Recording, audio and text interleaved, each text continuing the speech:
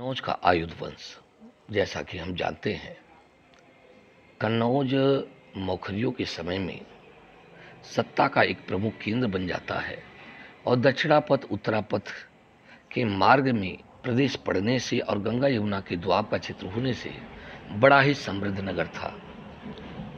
इस नगर को लेकर के बाद में देखते हैं त्रिकोणात्मक संघर्ष भी हुआ था, लेकिन जिस त्रिकोणात्मक संघर्ष की शुरुआत हुई थी उसके केंद्र में था आयुध वंश।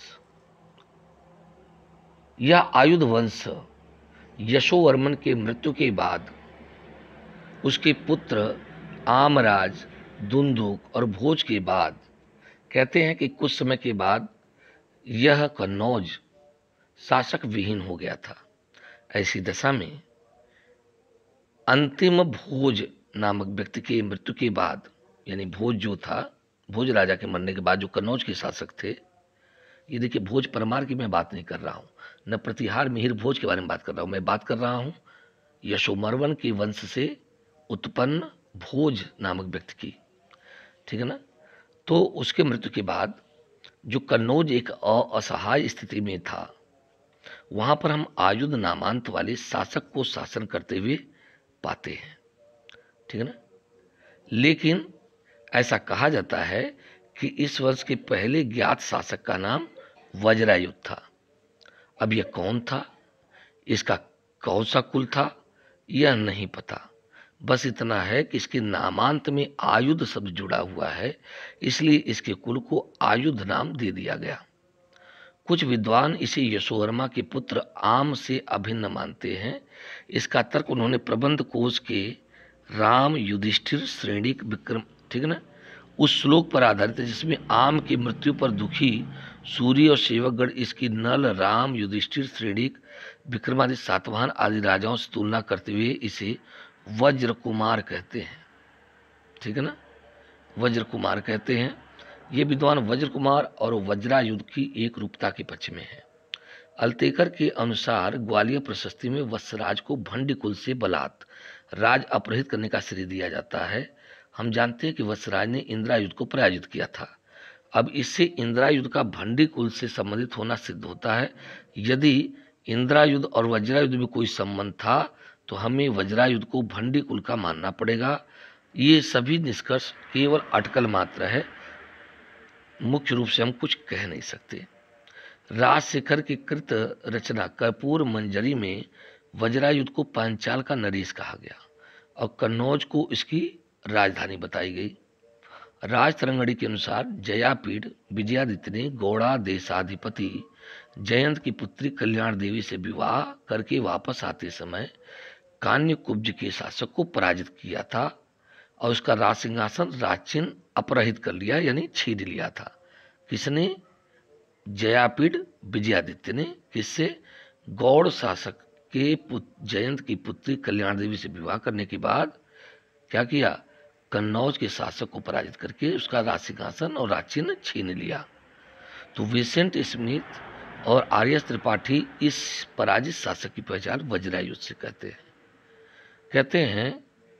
अब कुछ विद्वान मजुमदार जो हैं और गांगुली, ये इसकी पहचान इंद्रायुध से करते हैं। इंद्रायुध, देखिए वज्रायुध के बाद कन्नौज की गद्दी पर इंद्रायुध गद्दी पर बैठता है। जैन ग्रंथ हरिवंश के अनुसार इंद्रायुध नामक शासक उत्तर में 705, ठीक है ना, ठीक है, तो शक 705 लिखा है, तो यानी 783 ईस्वी में शासन कर रहा था, जिसमें कन्नौज पर इंद्रायुध पीठासीन था, यानी बैठा हुआ था। उत्तर भारत में शक्ति स्थापना के लिए प्रतिहार, पाल और राष्ट्रकूटों में कांटे की टक्कर चल रही थी। इन सबों की निगाह कन्नौज पर लगी हुई थी। तो 783 ईस्वी में प्रतिहार वत्सराज ने कन्नौज पर आक्रमण कर इंद्रायुध को पराजित कर दिया। अब कठपुतली के रूप में शासन करने की अनुमति दे दी, तो पाल धर्मपाल इसे बर्दाश्त न कर सका। उसने अपनी सेना गंगा यमुना के द्वाब में लगा दी। अब वत्सराज के आगे उसकी एक न चली और उसे पराजित होना पड़ा। इसी बीच दक्कन से राष्ट्रकूट नरेश ध्रुव भी आक्रमण करता है और उत्तर भारत की राजनीति में हस्तक्षेप करने के लिए ससैन्य अग्रसर हुआ या ससैन्य धावा बोला। उसने वत्सराज को पराजित कर दिया और धर्मपाल को भी। इसके बाद कन्नौज की ओर बढ़ना था, पर दक्कन वापस चला गया। और ध्रुव के वापस जाते ही धर्मपाल ने कन्नौज पर आक्रमण करके इंद्रायुध को पराजित कर अपने पक्ष में चक्रायुध को राजगद्दी पर बैठा दिया। कौन? धर्मपाल ने। ठीक है ना। तो धर्मपाल ने चक्रायुध के अभिषेक के अवसर पर कन्नौज में एक शाही दरबार आयोजित किया था।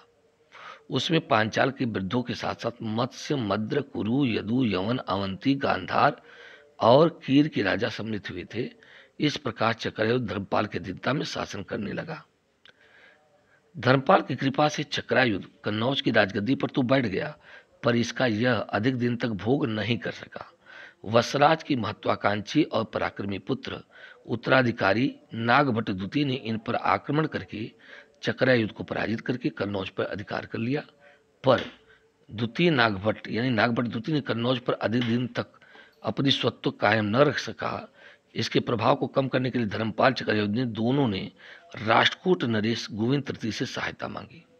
गोविंद तृतीय ने नागभट्ट द्वितीय को पराजित किया और धर्मपाल और उसके चहेते चक्रायुध ने गोविंद तृतीय का स्वागत किया और उसकी अधीनता मान ली। पर जैसे गोविंद तृतीय दक्कन वापस लौटा, नागभट्ट द्वितीय ने पुनः कन्नौज पर आक्रमण करके चक्रायुध को पराजित करके अधिकार कर लिया और प्रतिहारों की दूसरी राजधानी बना लिया। ठीक है। तो विद्वान के अनुसार यह बात प्रभावक चरित्र के उस वक्तव्य पर आधारित है जिसमें कानिकुब्ज के नागावलोक की मूर्ति मतलब 890 विक्रम संवत यानी 833 में आख्यात है। तो प्रभावक चरित्र की रचना 13वीं शती ईस्वी में उस समय की गई जब कन्नौज की प्रतिहारों की राजधानी के रूप में पर्याप्त ख्याति हो चुकी थी। तो ऐसा लगता है कि नागभट्ट द्वितीय ने चक्रायुध को पराजित करके कन्नौज पर प्रतिहारों की राजधानी बना दिया। इसके साथ ही आयुध वंश का अंत हो जाता है।